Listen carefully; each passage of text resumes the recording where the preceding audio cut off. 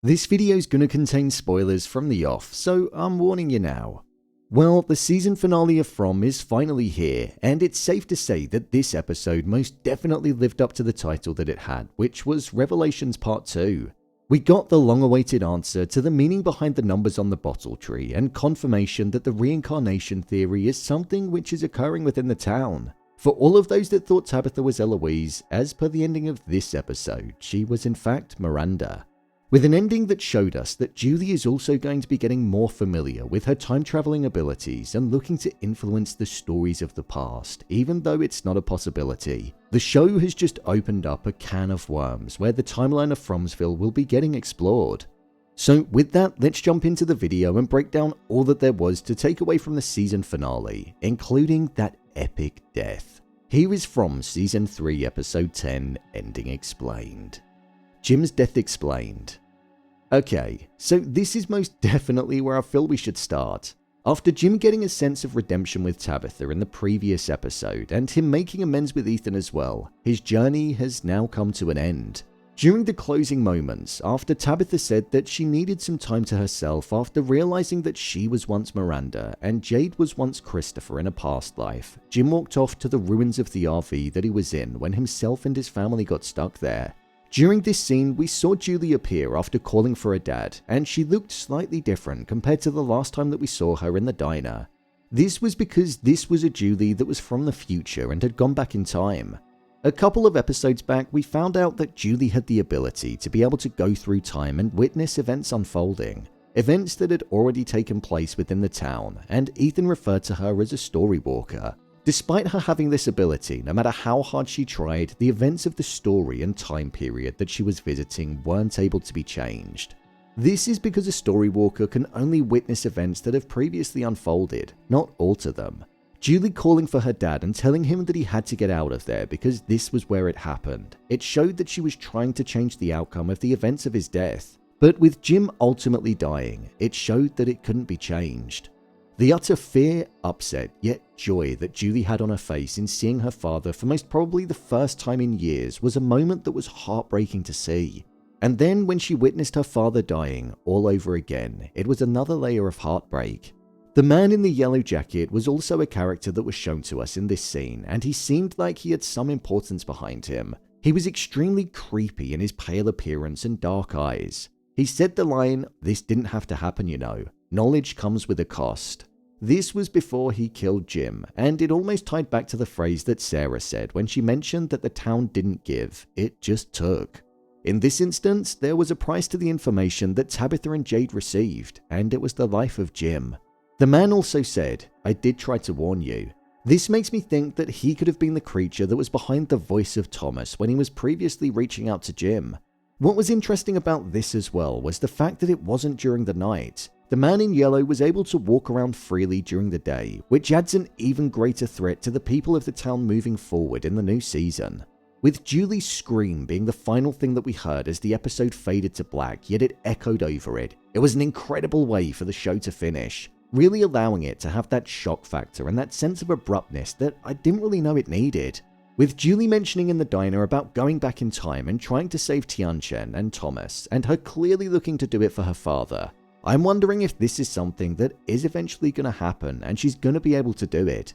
I kind of hope it is, you know, because I don't want that to be the end for Jim. The rebirth of Smiley. Another large revelation that we had in this episode was that the baby that Fatima was carrying was the Smiley creature. The kimono lady took the baby that Fatima gave birth to, and it was wrapped in some kind of shell that was made of skin. Once the creature was taken into the level deeper than the cellar, the Smiley creature emerged in front of all of the other creatures as they watched on. This was able to happen because of a revelation that Fatima found out. She found out that the creatures existed because they were promised eternal life if they sacrificed their children. So that's why Smiley was able to be reborn, because technically he cannot die and will just be born again if he does. I kinda like that explanation. Only people that were evil would sacrifice their own children for such a selfish reason, so it ties into the villainous mindset that the creatures have. The look on Smiley's face was one that was utterly haunting, and the fear that then became present on Boyd's face as he saw that he was back was one which showed that he was extremely fearful of what was on the horizon. The good news is we know that Season 4 was recently confirmed, so this story will be continuing in that season. Breaking Boyd. Did the town manage to break Boyd in this season of the show? Well, it got pretty close. He did some pretty horrific things to Elgin, such as smashing his hand to pieces with a hammer to find out the location of Fatima, but it was Sarah who went beyond because she didn't want Boyd's soul to be crushed and for the town to break him beyond repair. Boyd witnessed Father Katri in this episode, just like how he did in the opening episode of the season, and Katri made some fair points. He mentioned how Boyd was essentially a hypocrite for hiding Fatima away for committing a murder, yet he was keeping Elgin captive for doing something not even as bad as what Fatima did.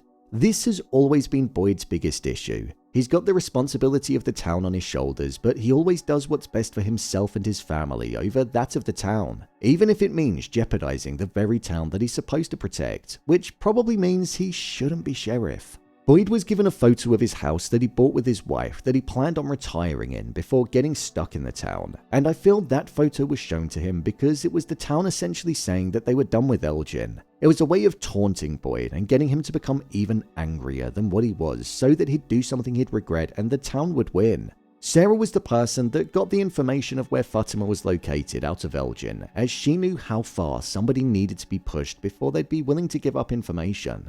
So she took his eye, something which was absolutely brutal to look at. I did probably feel a little bit bad for Elgin in this episode because he did what he did because he genuinely thought that there was a way out for the people. But the town just preyed on the person that it thought was the easiest to manipulate. I'm now wondering if Elgin is going to be dead or if he's going to survive this.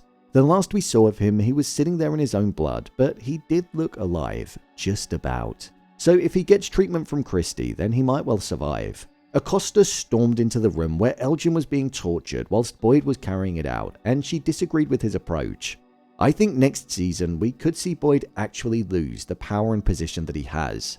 Boyd has proven to be a controversial figure amongst the townspeople in this season of the show, and I feel that's only going to continue into the next season. Tabitha and Jade. Who'd have thought that it would have been Jim that would have solved the meaning behind the numbers in the bottle tree?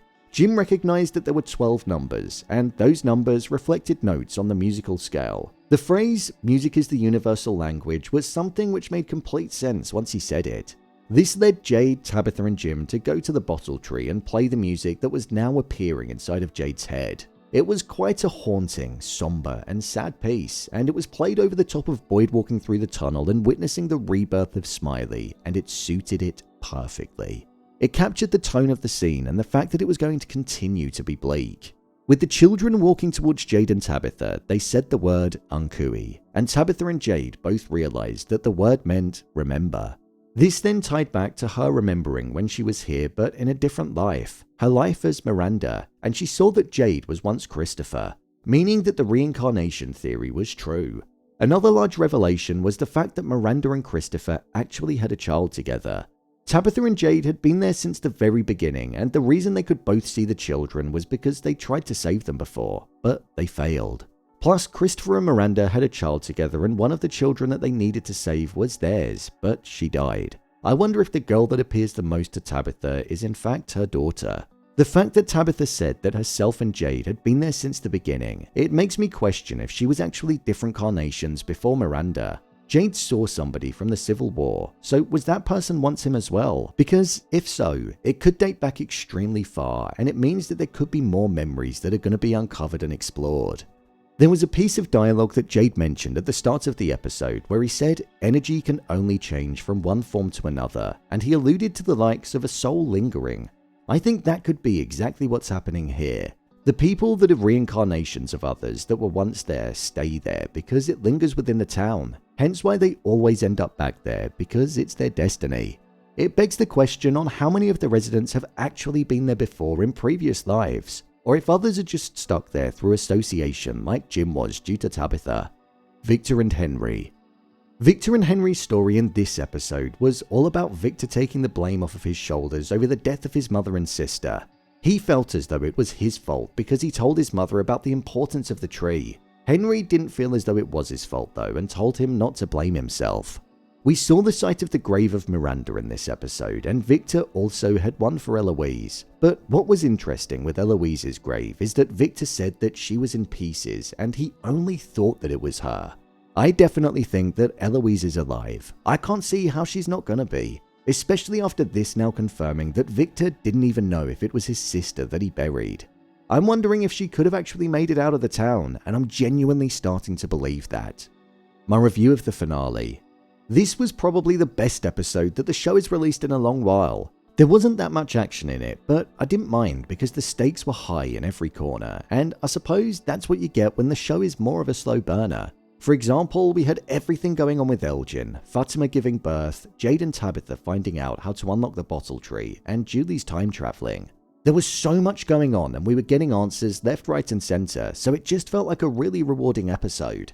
I was a bit concerned at the beginning because it did feel really choppy. The way Boyd was just moving around the town between cuts, and also the same was happening for Jim, so I'm glad that didn't end up lasting throughout the entirety of it. The scene where Smiley was born was utterly horrifying. Seeing him breaking out of that fleshy coating and emerging with the ear-to-ear grin was petrifying to look at, and you could see by Boyd's reaction that things were about to get worse for the town. Knowing that these creatures can't die as well is now going to make things even more difficult for the people. The sense of entrapment is going to be even greater. One thing that I feel got forgotten about a bit in the finale was the creatures in the forest that we heard when Kenny and Jim stayed that one night. Maybe this season was just about planting the seed for them, and then in the next season it'll be explored a little bit more and we'll be introduced to them. Julie's importance is something that I'm really looking forward to seeing develop as the show moves on. The story walking ability and looking to change the past is something that's going to come with its difficulties, especially with the fact that her father is now dead. So the direction that the character is going to take is going to be a really fun one that we'll see in the show. The reveal of the musical notes in the bottle tree was handled well, although it was a bit abrupt. It kind of just summed up the whole, well, if you just told others in the town about your problems, you'd find a resolution quicker thing that the show suffers with. However, the reincarnation theory did stand to be true, and like the story walking, it's going to make the plot a whole lot more interesting. Jim's death was one that was pretty good and epic to see. It felt fitting that he died trying to protect his daughter and in front of the very vehicle that led him to the town. In terms of an overall season, I do think that it had its ups and downs for sure. It started strong, it got quite weak in the middle, and then it saved itself at the end. A lot of that just came down to the fact that there were underlying issues with the pacing and the fear of progressing the plot forward from the showrunners. Answers weren't arising and we were being made to guess every week, but what I would say is that the finale was rewarding because we'd almost been guessing for so long about what everything could be, so it's a double-edged sword. As I mentioned earlier, the good news is that Season 4 is definitely on the horizon. However, we have to wait until around 2026 for it to be released. But it gives us plenty of time to theorize about what could occur when it does. It's been a good show for sure, and it's made Sundays a whole lot more entertaining. It's nice for a show to actually be 10 episodes as well, rather than 6 or 8 like most shows do these days. We got some answers, so now we wait. So, there you have it, from Season 3 Episode 10, Ending Explained. If you want to see the entirety of From Season 3 being broken down, then click on the card in the top corner. There's an entire playlist there. Or alternatively, you can head over to my channel where you'll find them all. What did you think of this episode? Let me know your thoughts in the comments. As always, thanks for tuning into the video and I'll see you in the next one.